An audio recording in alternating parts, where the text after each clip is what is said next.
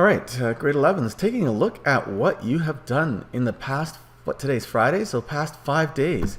Wow, 430 observations, 250 species. There are 20 people in our class that have observed. There are 25, so that's, between the two classes, that's almost half, which is fantastic considering how many people have decided not to continue doing, work. So I'm really happy with what I'm seeing here. As we look at the competition and we look to see who has observed what, remember it's the number of species that's being used to count, not the observations. So I'm going to click on this view all here, and we'll see that the last time I talked to you, there was it was separated by like 4 or 5 species that separated first through fifth or something like that. Now, wow, Kriti, you have really gone out somewhere and you have spent quite a bit of time, hopefully fun time, observing various species in your neighborhood and beyond. So 74 unique species. We are still open Friday, Saturday, and Sunday, so anybody can still contribute and maybe peck away at that number. But she is 24 species higher than the next person, and Kavisha. And so the next person down here is Kavisha at 50. So that is also remarkable numbers. All these numbers are pretty remarkable. That clearly some of these two here at the top, you've gone to some pretty extremes to get outside and take a look at a whole bunch of different organisms.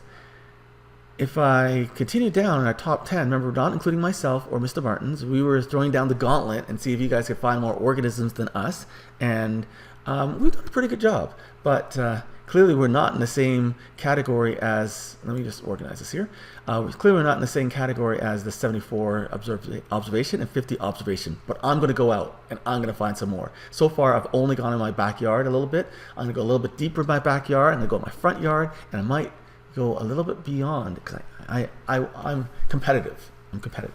I threw down a gauntlet and I want to see if I can compete.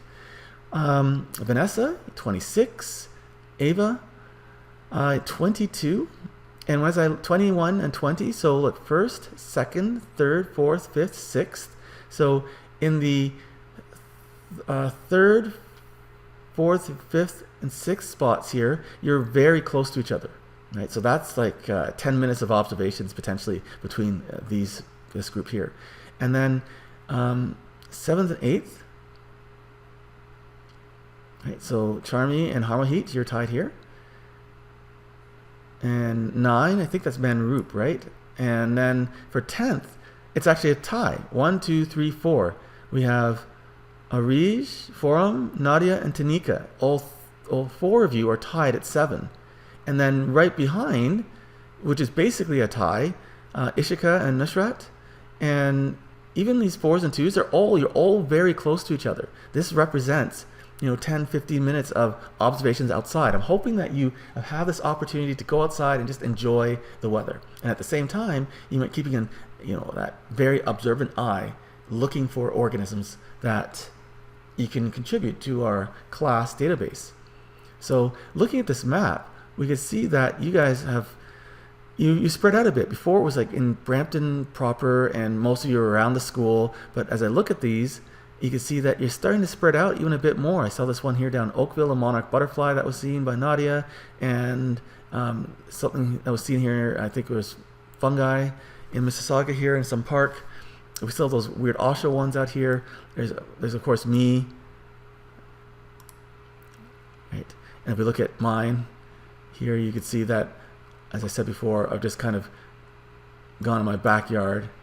Right, here's my home, and I've just kind of gone to my backyard here. So I'm going to expand a bit. I'm going to try to compete a little bit more with those high observation counts that we see. So I encourage you to keep on playing. You see what the places are. Hopefully you're having a good time. It's not all about just competition, even though that drives some of you. It's for some of you just going outside and observing the world with a very specific eye that you might not have done before. Noticing that Norway maples and silver maples and red maples and Japanese maples, even though they're all maple trees, do have some unique differences. Okay. Often it just requires you to go into a place where there's lots of greenery, just stand still for a moment, and then look very closely at branches and leaves. Look in the leaf litter down the ground. You'll find the slugs and snails and other creepy crawlies. I like using that word. I can use it in grade 11 biology specifically because you know what a creepy crawly is. I'd be careful if I was using it in another context. And let's see what happens. All right.